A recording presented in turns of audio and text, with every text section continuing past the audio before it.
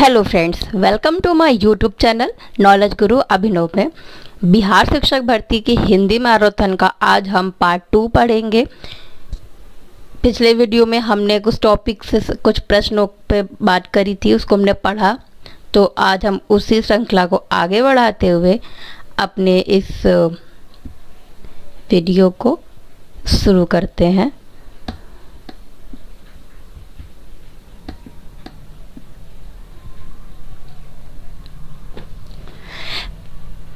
पहला प्रश्न है, हिंदी मानक वर्णमाला में कुल कितने वर्ण हैं? हिंदी वर्णमाला में कुल कितने वर्ण हैं? 52।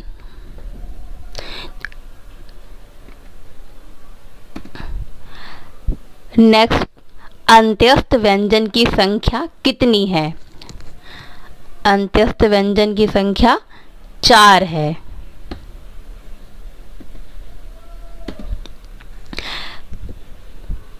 नेक्स्ट प्रश्न है, स्वरों की संख्या कितनी मानी गई है? तो स्वरों की संख्या हमारी हिंदी वर्णमाला में 11 मानी गई है। जो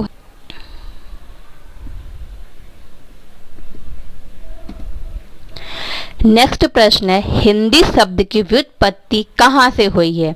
जो हिंदी शब्द है उसका व्युत्पत्ति यानी उसकी शुरुआत, उसकी खोज कहाँ से हुई है? वो शब्द की व्युत्पत्ति हुई है सिंधु से।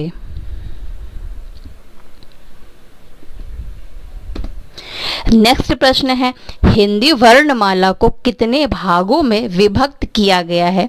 जो हमारी हिंदी वर्णमाला है उसको 2 भागों में विभक्त करते हैं, जो हमारे स्वर और व्यंजन कहलाते हैं। नेक्स्ट प्रश्न है, हिंदी वर्णमाला में स्पर्श व्यंजनों की संख्या कितनी है? स्पर्श व्यंजनों की संख्या हमारी हिंदी वर्णमाला में 25 है। नेक्स्ट प्रश्न हमारा है, मात्रा के आधार पर हिंदी स्वरों के 2 भेद हैं, कौन कौन से हैं? मात्रा के आधार पर हिंदी स्वरों के भेद हैं ह्रस्व स्वर एवं दीर्घ स्वर।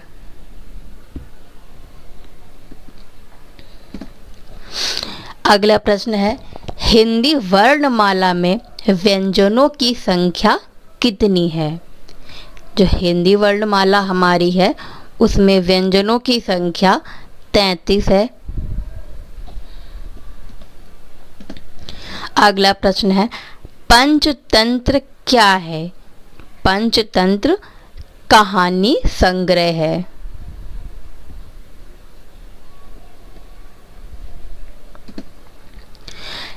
अगला प्रश्न है, इंदिरापति किसे कहा जाता है? इंदिरापति को हम विष्णु के नाम से भी जानते हैं। इंदिरापति को विष्णु कहा जाता है। अगला प्रश्न है, कबीरदास की भाषा कौन सी थी? हमारे कबीरदास की भाषा सधुक्कड़ी थी।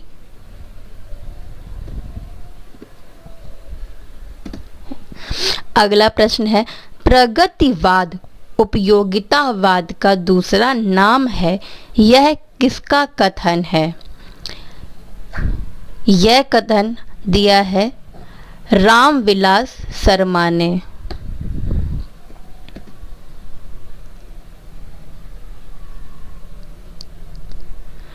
अगला प्रश्न है, रामचरितमानस में कुल कितने कांड हैं?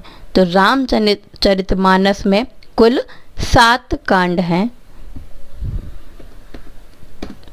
अगला प्रश्न है, हिंदी साहित्य के इतिहास के रचयिता हैं?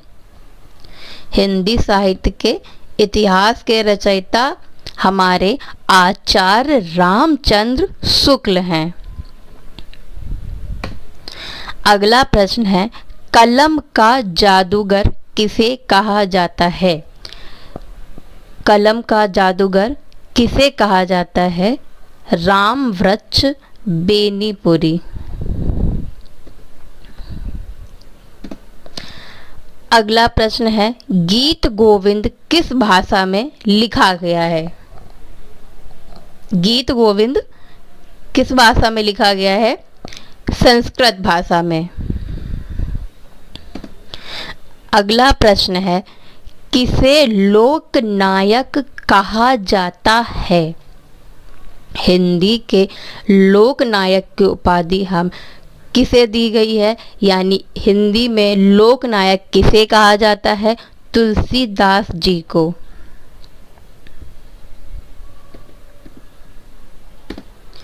अगला प्रश्न है, विद्यापति की प्रसिद्ध रचना पद्मावली किस भाषा में लिखी गई है?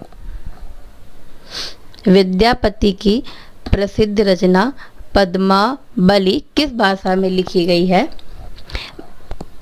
मैथिली में। किस भाषा में लिखी गई है? मैथिली भाषा में लिखी गई है। जाटू किस बोली का उपनाम है? जाटू बांगरू बोली का उपनाम है। अगला प्रश्न है, हिंदी का पहला नाटक कौन सा था? हमारे हिंदी का पहला नाटक कौन सा था? नहुस। अगला प्रश्न, रामायण महाभारत आदि ग्रंथ कौन सी भाषा में लिखे गए? तो रामायण महाभारत आदि ग्रंथ हमारी आर्य भाषा में लिखे गए। अगला प्रश्न, देवनागरी लिपि किस लिपि का विकसित रूप है? देवनागरी लिपि का विकसित रूप ब्राह्मी लिपि है।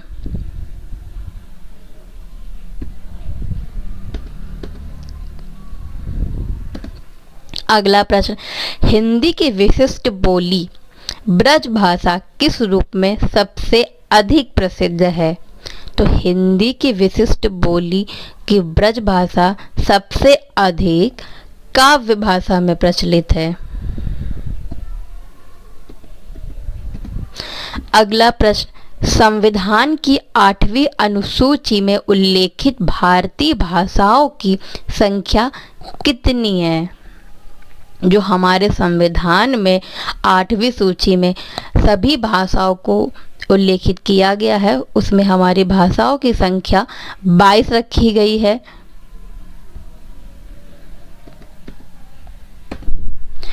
अगला प्रश्न, वर्तमान हिंदी का प्रचलित रूप कैसा है? वर्तमान हिंदी का प्रचलित रूप खड़ी बोली है।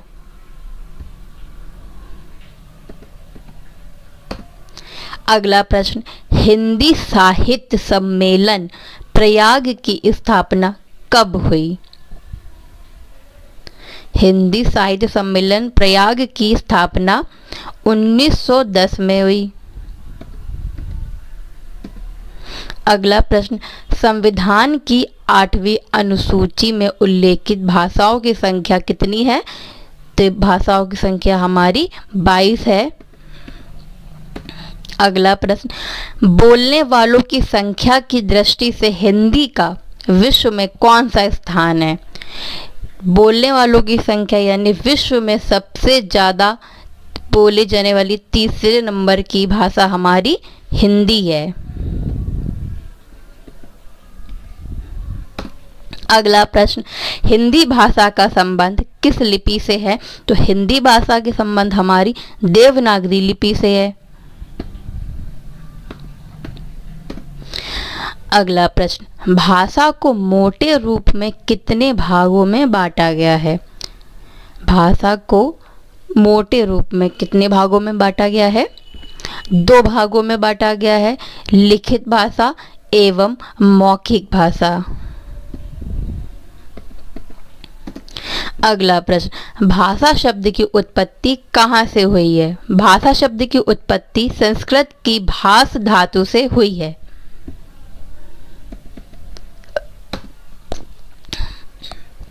अगला प्रश्न, कवि नरेंद्र शर्मा ने राष्ट्रपिता महात्मा गांधी के निधन से प्रभावित होकर कौन सी रचना की है? कवि नरेंद्र शर्मा ने राष्ट्रपिता महात्मा गांधी के निधन से प्रभावित होकर रक्त चंदन की रचना की है। अगला प्रश्न, नाट्य शास्त्रकारों द्वारा असामान्य रस कौन सा है? नाट्य शास्त्रकारों द्वारा असामान्य रस वीभत्स रस है। अगला प्रश्न, काव्य शास्त्र का प्राचीनतम नाम क्या था? तो काव्य शास्त्र का प्राचीनतम नाम अलंकार शास्त्र था। अगला प्रश्न, रीति संप्रदाय के संस्थापक कौन थे? रीति संप्रदाय के संस्थापक आचार्य वामन थे। अगला प्रश्न, हिंदी में काव्य शास्त्र के प्रथम आचार्य कौन है? हिंदी में काव्य शास्त्र के प्रथम आचार्य केशव दास हैं। अगला प्रश्न, साहित्य शब्द किस शब्द से बना है? साहित्य शब्द से बना है। माफ कीजिए, साहित्य शब्द सहित शब्द से बना है।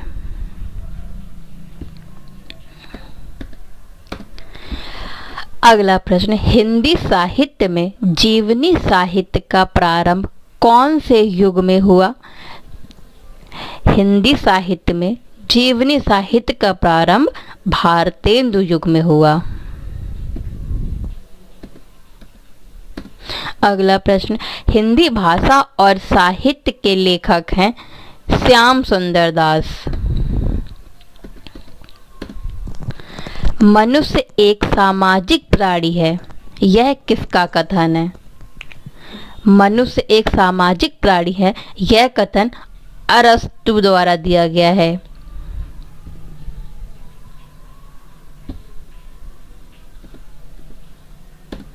अगला प्रश्न, चप्पू किसे कहा जाता है? गद्य और पद्य मिश्रित रचनाओं को चप्पू कहते हैं। अगला प्रश्न, कलाधर उपनाम से कविता कौन से कवि लिखते थे? कलाधर उपनाम से कविता जयशंकर प्रसाद द्वारा लिखी जाती थी। अगला प्रश्न, रसनिधि के किस कवि का उपनाम है? रसनिधि पृथ्वी सिंह, कवि पृथ्वी सिंह का उपनाम है। अगला प्रश्न, प्रेमचंद की अधूरे उपन्यास का क्या नाम है? प्रेमचंद के अधूरे उपन्यास का नाम मंगलसूत्र है। सबसे ज़्यादा हिंदी में पूछा जाने वाला ये प्रश्न है हमारे। अगला प्रश्न, हिंदी का सर्वाधिक नाटककार कौन है? हिंदी का सर्वाधिक नाटककार जयशंकर प्रसाद हैं।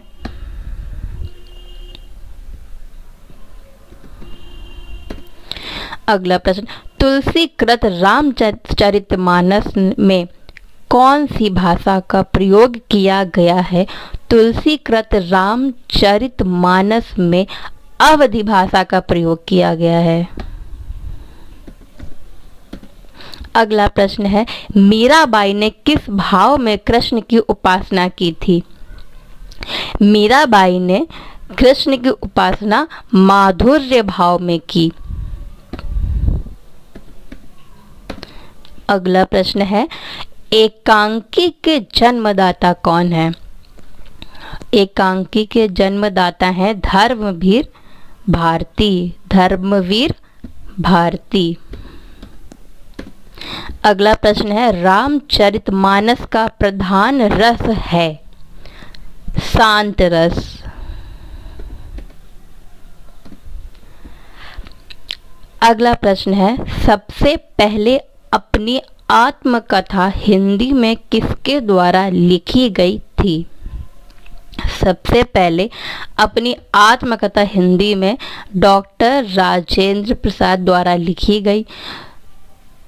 फ्रेंड्स, ये हमारे 50 प्रश्न हैं हिंदी में अब तक का जो हमने पढ़े। इसे आप ज़रूर से ज़रूर पढ़िए, ये सारे बहुत ही इम्पोर्टेंट प्रश्न हैं।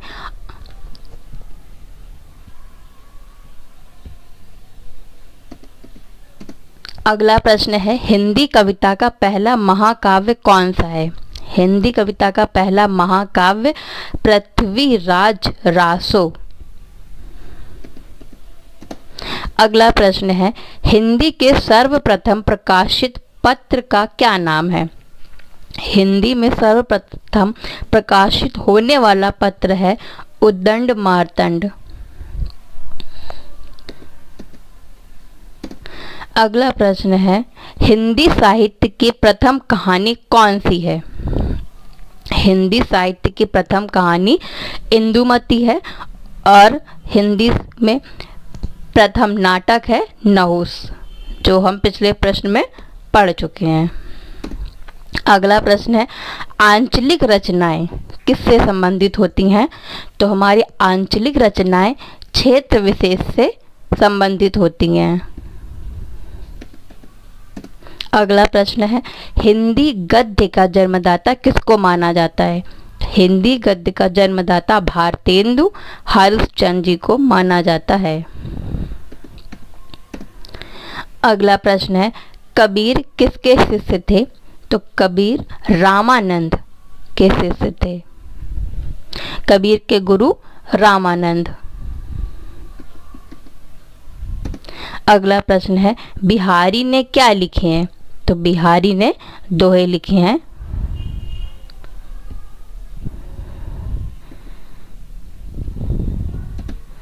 अगला प्रश्न, आधुनिक काल का समय कब से माना जाता है? आधुनिक काल का समय 1900 से अब तक माना गया है। अगला प्रश्न, हिंदी का आदि कवि किसे माना जाता है? हिंदी का आदि कवि स्वयंभू को माना गया है।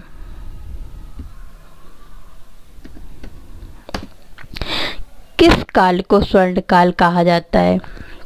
हिंदी में भक्ति काल को स्वर्ण काल कहा गया है। अगला प्रश्न है, निर्गुण भक्ति काव्य के प्रमुख कवि कौन है? निर्गुण भक्ति काव्य के प्रमुख कवि कबीरदास हैं। अगला प्रश्न है, किस युग को आधुनिक हिंदी कविता का सिंह द्वार कहा जाता है? तो भारतेंदु युग को आधुनिक हिंदी कविता का सिंह द्वार कहा जाता है। अगला प्रश्न, अन्वय में कौन सी संधि है? अन्वय में गुण संधि है।